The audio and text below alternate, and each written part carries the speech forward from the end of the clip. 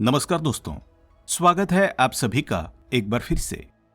दोस्तों, अगर आप अपनी लाइफ में कुछ नया सीखना चाहते हैं तो चैनल को सब्सक्राइब जरूर करिएगा। दोस्तों, भाद्रपद मास के कृष्ण पक्ष की अष्टमी तिथि को भगवान श्री कृष्ण का जन्म हुआ था। इसलिए हर वर्ष इस दिन यानी कि भाद्रपद मास के कृष्ण पक्ष की अष्टमी तिथि को बहुत श्रद्धा भाव से भगवान श्री कृष्ण का जन्मोत्सव मनाया जाता है और इसे जन्माष्टमी के रूप में मनाया जाता है। भगवान श्री कृष्ण का जो जन्म दिवस होता है, जन्माष्टमी का जो ये पावन पर्व होता है, बहुत ही श्रद्धा भाव से, बहुत ही धूमधाम से, उत्साह के साथ भक्तजन मनाते हैं। इस दिन व्रत रखा जाता है। बहुत से लोग इस दिन व्रत रखते हैं और भगवान श्री कृष्ण के बाल स्वरूप जो कि लड्डू गोपाल जी हैं, उनकी पूजा आराधना की जाती है। बाल स्वरूप में भगवान श्री कृष्ण की पूजा आराधना इस दिन जो भी भक्त पूरे श्रद्धा भाव से करते हैं, विधि विधान से इनकी पूजा करके व्रत के नियम का पालन करते हैं, उनकी समस्त कामनाएं भगवान श्री कृष्ण अवश्य पूर्ण करते हैं। दोस्तों, आज की वीडियो में हम आपसे बात करने वाले हैं कि भाद्रपद मास के कृष्ण पक्ष की अष्टमी तिथि यानी कि जन्माष्टमी का पावन पर्व कब है, अष्टमी तिथि कब प्रारंभ हो रही है, कब समाप्त हो रही है, पूजा का शुभ मुहूर्त क्या है और महत्व क्या है इस पावन पर्व का, और भगवान श्री कृष्ण की पूजा की विधि क्या है। जन्माष्टमी के दिन निशितकालीन पूजा का विशेष महत्व होता है। तो रात्रि में किस समय हमें भगवान श्री कृष्ण की पूजा करनी है, और अगर आप व्रत रखते हैं यानी जो भी भक्त जन्माष्टमी का व्रत करते हैं, उनके पारण का शुभ मुहूर्त क्या होगा, इस बारे में बात करेंगे। इसके अलावा इस बार की जो जन्माष्टमी है बहुत ही दुर्लभ संयोग में है, बहुत ही शुभ संयोग में है। तो कौन से वो शुभ योग लगने वाले हैं और इन शुभ योगों में आप किस प्रकार से भगवान श्री कृष्ण की पूजा आराधना करें जिससे कि आपकी समस्त कामनाएं पूर्ण हो, इस बारे में आज के वीडियो में हम बात करने वाले हैं। तो इस वीडियो को पूरा जरूर देखें। लेकिन दोस्तों, उससे पहले आपसे रिक्वेस्ट करते हैं कि वीडियो को लाइक जरूर करिएगा, दोस्तों को शेयर कर दीजिएगा, और अगर आपने अभी तक चैनल को सब्सक्राइब नहीं किया है तो चैनल को सब्सक्राइब करके बेल आइकन जरूर दबाइएगा। बात करें जन्माष्टमी के महत्व के बारे में। जन्माष्टमी का जो महत्व है वो हमारे धर्मशास्त्रों में बहुत अधिक माना गया है।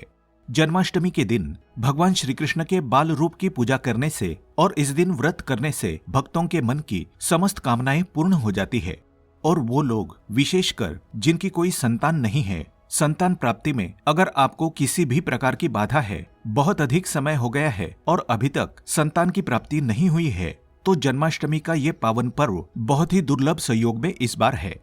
तो अगर आप जन्माष्टमी के दिन व्रत रखते हैं, भगवान श्री कृष्ण के बाल स्वरूप लड्डू गोपाल जी की पूजा आराधना करते हैं, तो इस दिन भगवान श्री कृष्ण की पूजा करने मात्र से ही निसंतान दंपतियों को उत्तम संतान की प्राप्ति होती है।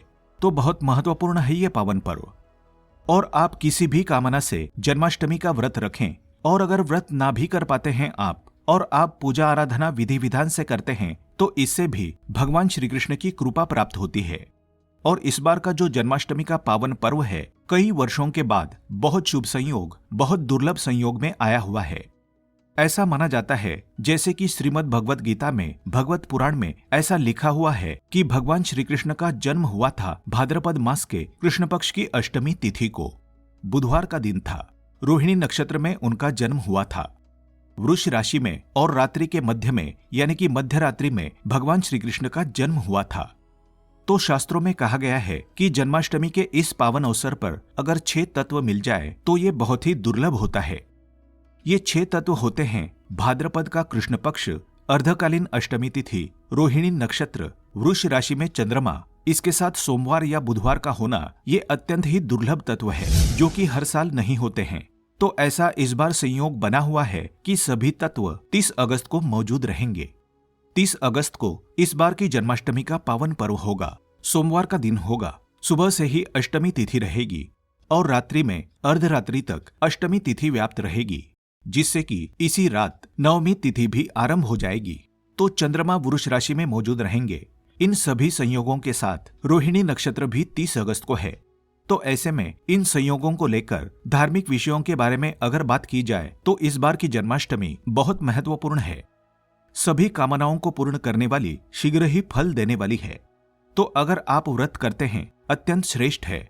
जो लोग पहले से व्रत करते आ रहे हैं उनके लिए तो बहुत ही शुभ योग है, और जो लोग पहली बार व्रत शुरू करना चाहते हैं तो बहुत दुर्लभ संयोग है। इस बार अगर आप व्रत शुरू करते हैं तो कई गुना फल आपको प्राप्त होता है।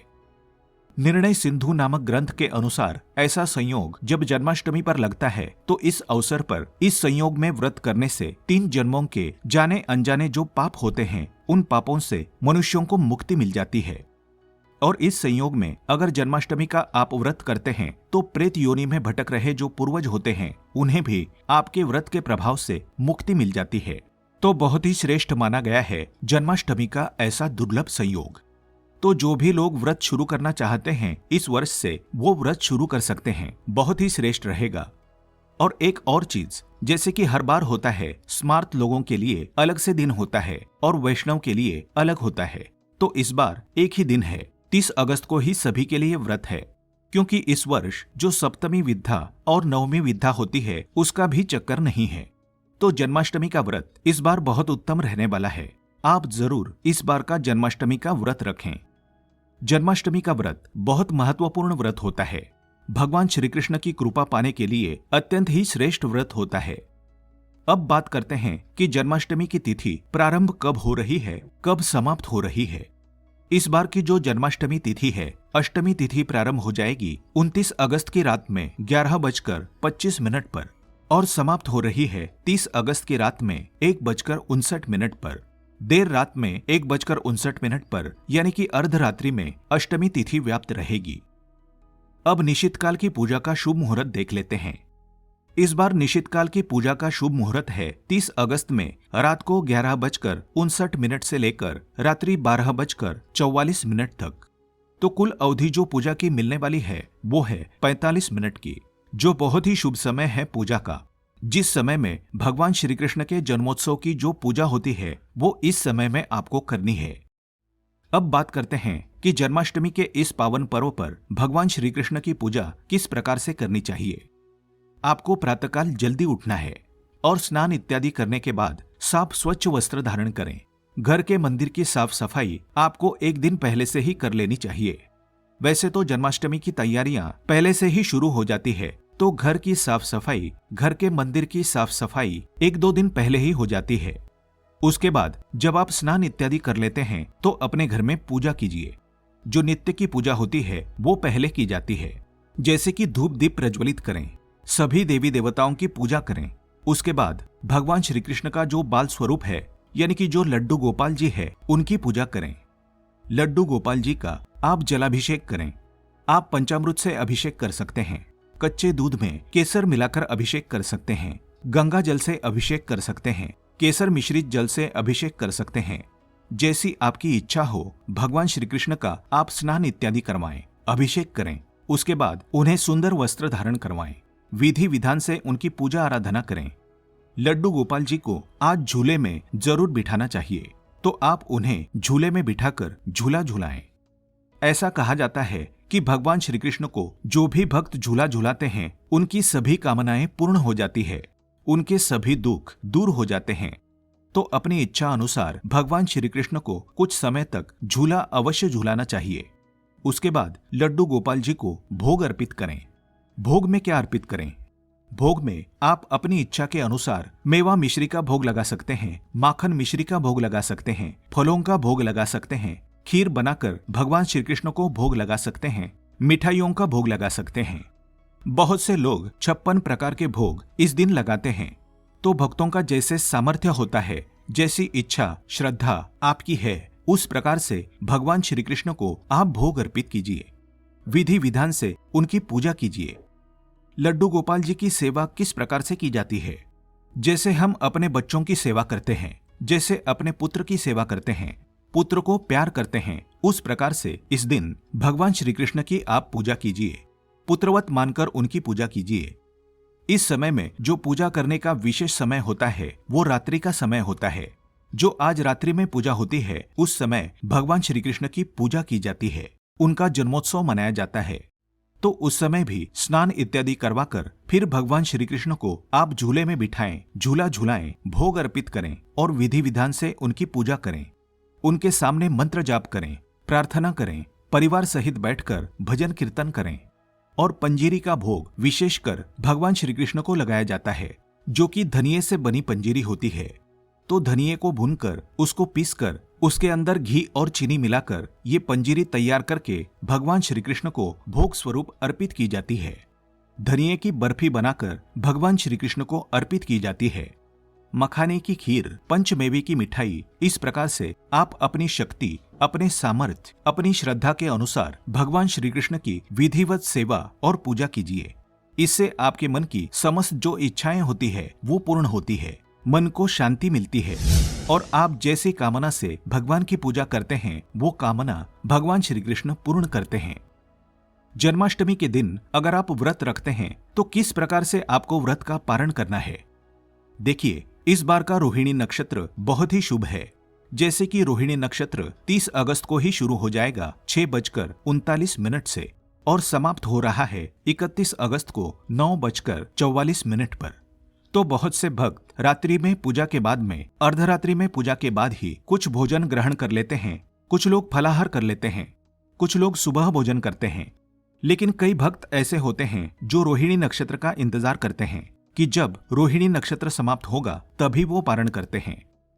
तो जो लोग रोहिणी नक्षत्र के समापन का इंतजार कर रहे हैं वो 31 अगस्त को सुबह 9:44 पर जब रोहिणी नक्षत्र समाप्त हो जाएगा तो उसके बाद पारण कर सकते हैं। और जिस प्रकार से भी आप पारण करें, जैसे कि बहुत से भक्त रात्रि में, अर्धरात्रि में भी कर लेते हैं, तो इस प्रकार से भी करते हैं तो कोई प्रॉब्लम नहीं है। आपको जो भी ठीक लगता है वैसे आप करें। नहीं तो फिर आप सुबह उठें, स्नान इत्यादि करने के बाद फिर से भगवान श्री कृष्ण की पूजा करें और सुबह 5:30 बजे के बाद भी आप पारण कर सकते हैं। तो पारण के सबके अपने अपने नियम होते हैं। इस व्रत के भी सबके अपने नियम होते हैं। जैसे कि कई लोग आज व्रत करते हैं बिल्कुल निर्जल करते हैं, जल भी ग्रहण नहीं करते हैं, और कई लोग फलाहार के साथ करते हैं। तो जैसा भी आपका सामर्थ्य हो, शारीरिक क्षमता हो, उस हिसाब से आपको व्रत रखना चाहिए।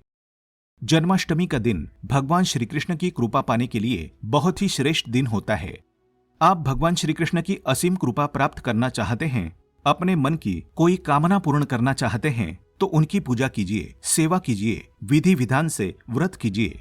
व्रत नहीं भी कर पाते हैं तो इस दिन भगवान श्री कृष्ण की पूजा करने मात्र से ही समस्त प्रकार की इच्छाओं को पूर्ण कर लेंगे। क्योंकि इस बार की जो जन्माष्टमी है वो बहुत शुभ योग में है, तो इस दिन को व्यर्थ ना गवाएं। आप भगवान श्री कृष्ण की पूजा अवश्य कीजिए।